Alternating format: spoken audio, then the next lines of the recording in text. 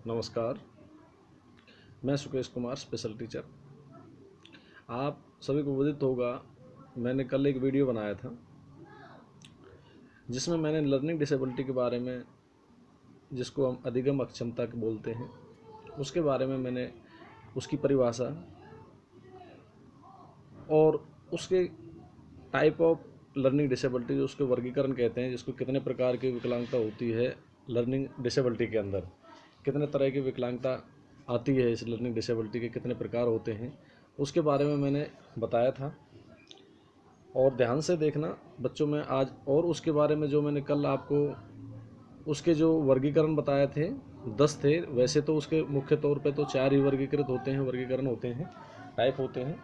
बाकी मैं वो चारों के बारे में आज थोड़ा डिटेल से बताऊंगा, उसको ध्यान से सुने और समझें कि इसके क्या क्या लक्षण थे, क्या लक्षण होते हैं। वो सारी चीज़ें मैंने कल बता चुका हूँ कि किस तरह से इन बच्चों को पहचाना जाता है, इनमें क्या कमी होती है, किस कारण से इनमें दिक्कतें आती हैं, इनको कैसे पहचाना जाता है, और इनको ये जो लर्निंग डिसेबिलिटी है उसको कितने भागों में बांटा गया है।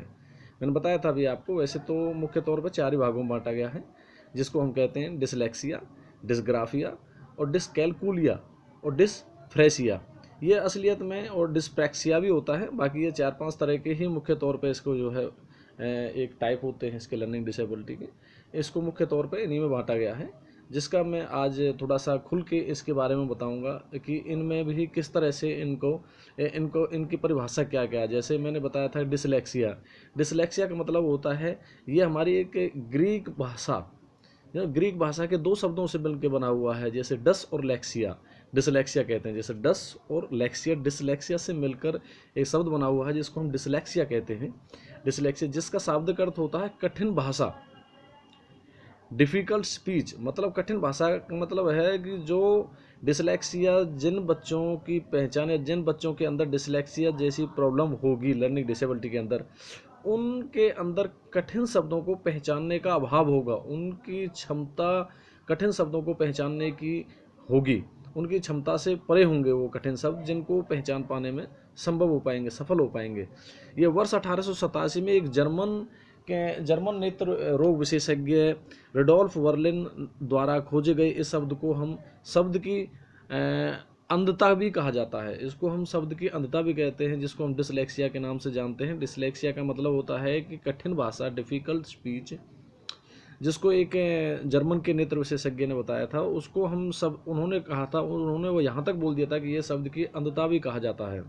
डिसलेक्सिया को भाषी और सडॉफ वर्लिन द्वारा खोजे गए इन शब्दों को शब्द की अंधता के बारे में कहा गया है। डिसलेक्सिया को भाषी और सांकेतिक कोडों व भाषा के ध्वनियों को प्रतिनिधित्व करने वाले वर्णमालाओं, अक्षरों या संख्याओं का प्रतिनिधित्व कर रहे अंकों के संसाधन में होने वाली कठिनाई के रूप में परिभाषित किया जाता है। इसका मतलब यह है कि डिसलेक्सिया के अंदर जिन बच्चों के लक्षण डिसलेक्सिया जैसे कुछ लर्निंग डिसेबिलिटी के अंदर पाए जाते हैं, उनको जो कठिन शब्द हैं, जो हमारी वर्णमाला हैं, उन शब्दों को जो है, और सांकेतिक कोडों को, उनको पहचानने में बहुत कठिनाई होगी।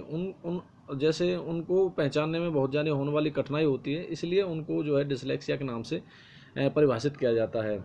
यह भाषा लिखित रूप में भी हो सकती है, मौखिक रूप में भी हो सकती है। भाषा दक्षता को प्रभावित करता है, मौखिक भाषा को भी, लिखित भाषा को भी, या हम कैसे हैं भाषा, इन सब चीज़ों को यह प्रभावित करता है डिसलेक्सिया जिनको होता है।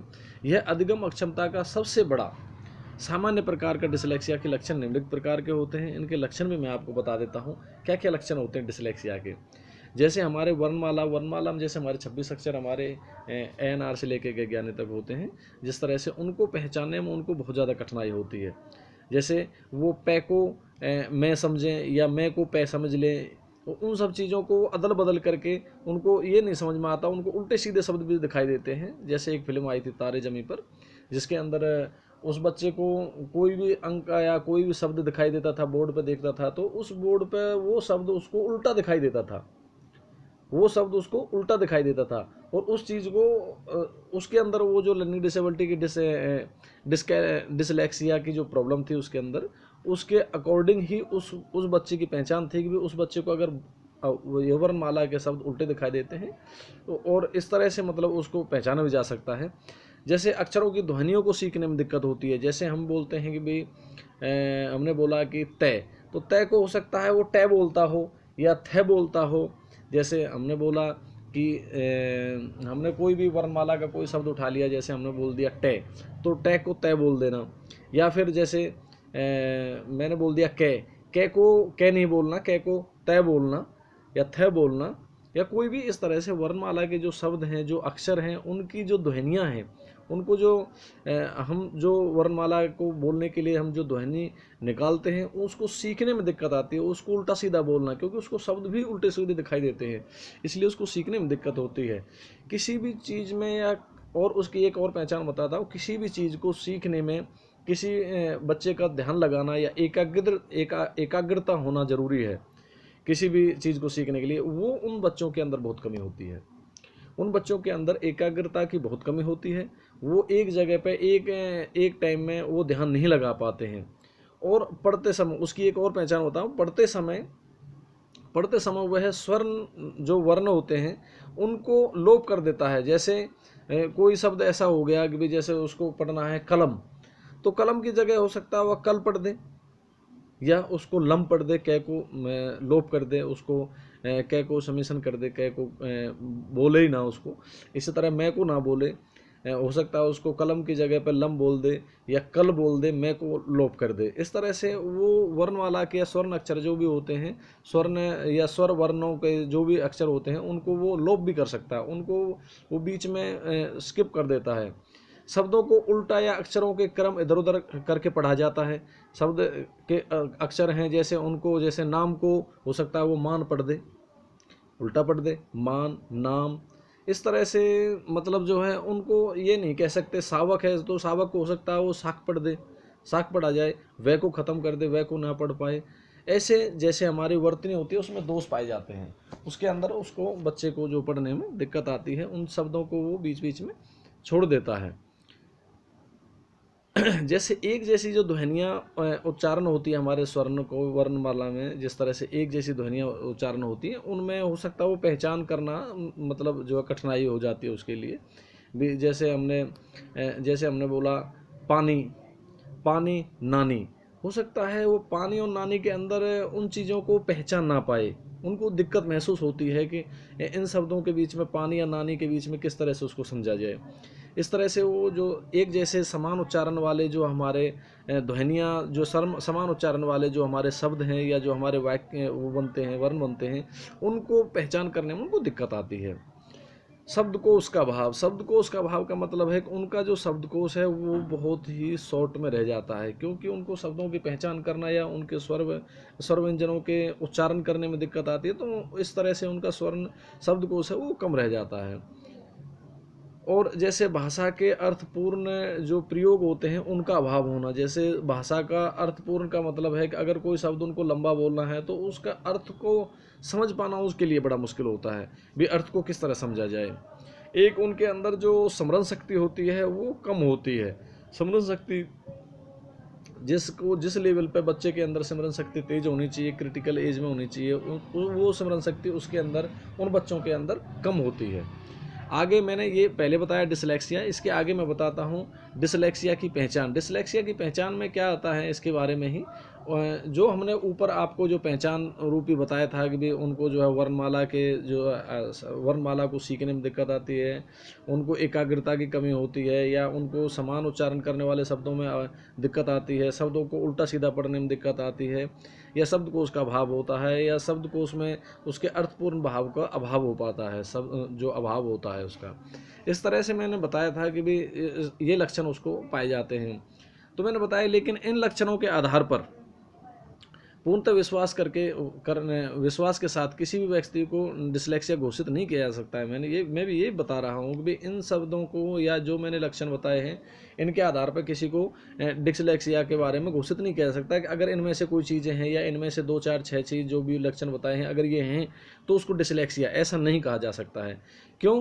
क्योंकि ये सारी चीज़ें पहचान करने के बावजूद भी मतलब कह नहीं सकते कि उसको डिसलेक्सिया है कि नहीं। डिसलेक्सिया की पहचान करने के लिए सन 1973 में अमेरिका के एक फिजिशियन एलेना बॉर्डर ने board test of reading spelling pattern के नाम से एक टेस्ट पास किया था, एक टेस्ट दिया था, जिसका उसका परीक्षण किया गया था। उस परीक्षण का विकास किया गया था जो 1973 में अमेरिका के जो फिजिशियन थे एलेना बॉर्डर ने, तो उन्होंने ये एक परीक्षण का विकास किया था। और भारत में इसके लिए डिसलेक्सिया अर्ली स्क्रीनिंग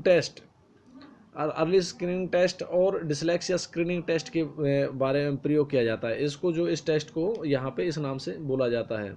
डिसलेक्सिया का उपचार के बारे में बताता हूँ। डिसलेक्सिया का पूर्ण तरह उपचार असंभव है, क्योंकि इसका उपचार पूर्ण तरह नहीं है, लेकिन उसको उचित शिक्षण सामग्री अधिगम पद्धति के द्वारा निम्न स्तर पर लाया जा सकता है। बहुत ज़्यादा अगर दिक्कत है तो उसको कुछ चीज़ों को दे करके उचित शिक्षण अधिगम के द्वारा मतलब उसको जो है निम्नतम स्तर पर लाया जा सकता है। आगे नेक्स्ट थी डिस्ग्राफिया। डिस्ग्राफिया जिस तरह से एक नाम से ही पता लग रहा है, डिस्ग्राफिया, ग्राफिया का मतलब ग्राफ जैसे बनना, जैसे डिस्ग्राफिया का मतलब होता है अधिगम अक्षमता का वो प्रकार जो लेखन क्षमता को प्रभावित करता है। जो लेखन क्षमता का मतलब जो लिखने वाली जो लिखित भाषा होती है, जिसको वो लिखते हैं हम कापी में लिखते हैं, तो उसको वो दिक्कत करता है, उसको प्रभावित करता है। इसमें वर्तनी संबंधी कठिनाई भी हो सकती है, मतलब उसका बेकार से हस्तलेखन कहते हैं जिसको, मतलब राइटिंग बहुत बेकार हो सकती है। अपने विचारों को वो लिपिबद्ध करने में कठिनाई के रूप में जाना जाता है, मतलब अपने विचारों को वो मतलब बाहर व्यक्त नहीं कर पाता, क्योंकि वो शब्दों का ही चयन नहीं कर पाता है, अपने विचारों को व्यक्त नहीं कर पाता है। इसको कहते हैं डिस्ग्राफिया। डिस्ग्राफिया के लक्षण क्या होते हैं? डिस्ग्राफिया के लक्षण होते हैं लिखते समय वो स्वयं से बातें करता रहता हो, लिखते समय वो अपने आप ही से बात करता हो, अशुद्ध वर्तनी, जो गलत वर्तनी या अनियमित रूप से आकार वाले अक्षरों को लिखना, भाई अनियमित रूप से जो गलत शब्द हैं या अक्षर हैं उनको लिखना, और जैसे